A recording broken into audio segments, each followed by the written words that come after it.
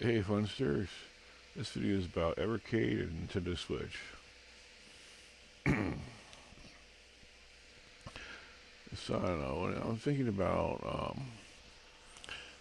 this day and age, what a novice gamer would purchase. Um, Evercade or Nintendo. There's no Sega around anymore for consoles that are new, unless you count the minis.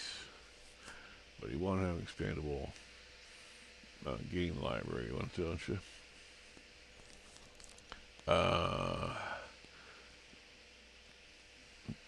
I was asked for the questions about usually about Xbox or PlayStation. Um, Xbox has the advantage that you can use different devices to access Xbox Game Pass Ultimate, or Ultimate Game Pass, whatever you want to call it. Access to Game Pass for your Xbox. Ultimately, get over you see over 100 games you can choose from. It's a monthly subscription fee. You have to keep that in mind. You have to have an internet connection to access the games, of course. That's a disadvantage. Evercade has some functionality on the VS with accessing firmware. Apparently, there's monthly game download. My games are downloaded on the system RAM temporarily each month to play, to test out the game, see what it's like. Other features, I'm not really sure. I don't have mine hooked up to the internet. Neither do I have my regular handheld that came out originally for Evercade. Evercade is, of course, manufactured and sold by Blaze Entertainment from the UK. So it's an import console from the UK, which is a little strange considering they don't have them. I don't think they have American branch. They go look at a company. They just have retailers in America. I purchased my systems, cartridges from I think it's called Fun Stock from the UK, and it was pretty good purchase, pretty good turnaround. I bought my Switch Lite, and I bought that from Amazon. They tried sending me one model, and it wasn't delivered, and it failed. Delivery failed, so they delivered a second one that arrived properly. I don't know, whatever. Not really their fault. It was just a clerical error or something. I don't know, or logistical error, whatever you want to call it. Anyway, both machines utilize cartridges. No standards, I should say. I also have the regular version to the Switch. I don't really like it very much. I don't know. I tried it out, and like the versatility of it, pure and simple. I wanted to play a game. I don't want to be limited by what console I'm using. So ideally, I bought the OLED console version of Switch because the other one kind of bites. Yeah. So I've seen. I had a roommate who owned the low LD version, so I had a chance to look at it properly. But anyway, normally I play on my Switch Lite. The disadvantage of the Switch is that it will save your games directly on the console.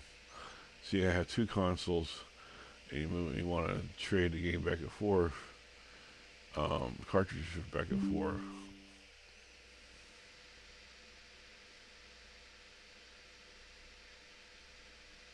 The hell is that? Computers suck. Yeah. Anyway, Yeah. What? I don't know what to say about it. It's like you can you can transfer the game states back and forth between different consoles. It's a little convoluted. You have to be attached to the same Wi-Fi signal. So if you don't have Wi-Fi, well, you're screwed. Also, digital rights management. I mean, some people have told me I was wrong about this, but digital rights management, when you purchase a game, one account on attached to the Switch, the other accounts cannot access your content unless you use your login. That's kind of silly. And also, try to access downloaded games or Word on cartridge. You're blocked from using it if you're not connected to Wi-Fi of some kind. So it's definitely always on. It has the necessity of having connected to a Wi-Fi to access your content. It's just stupid. So you want to travel somewhere out in the wild and they don't have you're not going to be able to hotspot anything or whatever, or you can't afford internet. Yes, there are people out there who can't afford internet. You're screwed. If you had a Wii, sorry, you had a Switch. It's just a Wii. I used to say Wii anyway, Wii U and all that stuff. But not so with the Evercade. The game stays received on the cartridge itself, and it's you can move it. You can put the cartridge in handheld. You can put in the VS or the other options for a game being in play as provided by the Evercade standard.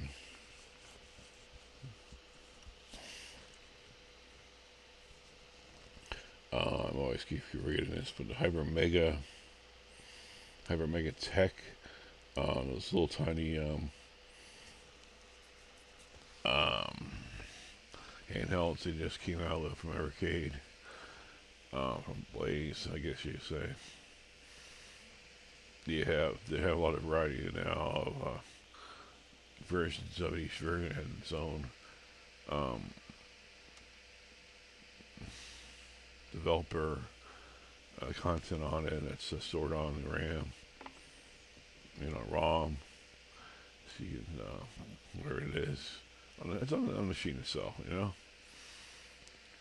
I tried buying the XP when it came out. I bought it from I think I got it from Best Buy, I think. But Best Buy didn't take my money right away, so I ended up canceling the transaction and canceling the pre-order. I spent the money. The money never came out of my account, so I spent the money elsewhere stupidly, and I just didn't get the money back. So I should have gotten it from a fund stock instead. But I believe I could save money from getting it from Best Buy. So keep that in mind. When you pre-order something, sometimes you can pre-order without having money on your account, and just wait until you hit the date above the transaction to get the money taken out of your account. I don't know. I prefer the other way around.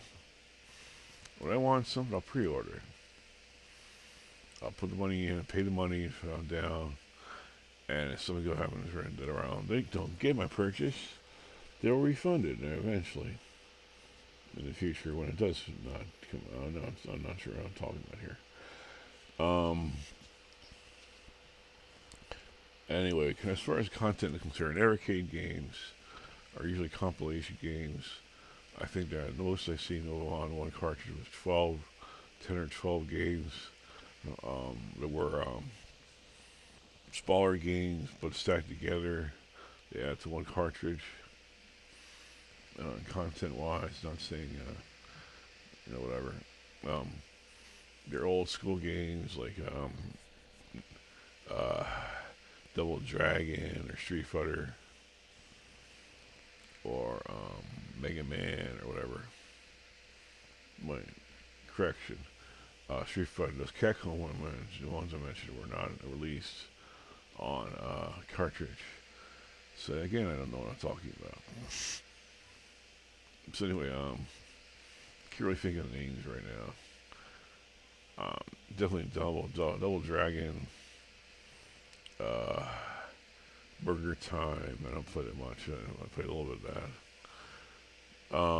The Immortal, which is a Pico Interactive Volume 1. Good game. Really enjoyed it back in the day. It's the Genesis version. So there's Genesis games, there's Nintendo games for NES, some Super Nintendo games on there, arcade games, other such games all over the map, to choose from the past that have been ported to Evercade and distributed on cartridge legally with licensing there on and all that stuff, all that good stuff.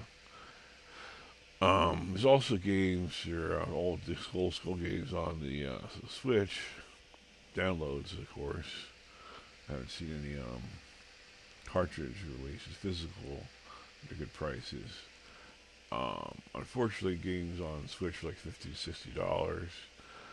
And as opposed to the cartridges coming out on Evercade for 30 or below. So it's a good price here all around. If you want to download your modern game, you want to download things, whatever. If you're in novice to gaming, and or you like the old school way of playing things, get an Evercade. It's a compromise between old school and new school. It's hip to be square. That's also true right there with Squaresoft and Square Enix. But nope, there aren't any games like that on Evercade. So you'd be surprised what you can get on Evercade, such as the classic versions of Legacy of Kain, classic Tomb Raider. The UG is coming out this year sometime on Evercade. So yeah, it's pretty cool. Of course, they will be on Switch and PlayStation and Xbox and PC, of course. But it's always a great surprise when it's coming on Evercade. What Evercade does have, it's amazing. What doesn't have, it's a licensing thing. They don't have the money or the street cred to release every game you want on the machine. But what it does have is worth having, I'm sure. I had to point a note here. I only have 2 arcade releases for Evercade. One is Dave East, the other is Technos. I did not have most of the newer. I had a lot of the red cartridges, red box releases, but I don't have much of the newer ones that came out. Kind of lost track of Evercade after some amount of time. So yeah, I mean that's my opinion right there. Evercade, you go for Switch. It's a second. The Switch, especially if you compromise with, you can compromise with Switch Lite and know which games are kind of unplayable on the damn thing because it's already doesn't have any amiibo support, or rumble feature. Joy-Cons are non-existent. They're attached to the machine itself.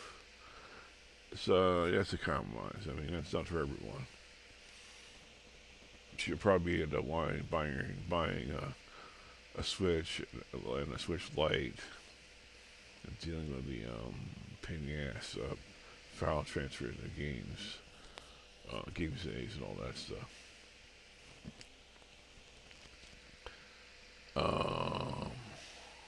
Yeah. It occurs to me maybe I don't know, each let's say you had a family and I just thought about this myself. See, you have each kid, you have 5 kids, and you're 3 or 4 kids in the family, and each one wanted a Switch. Each one has their own dock and own machine. So, are you gonna buy each kid their own TV hooked up to it? I don't think so. So that'd be like most they'll be collecting dust. The Switch docks be collecting dust until they're need to be replaced.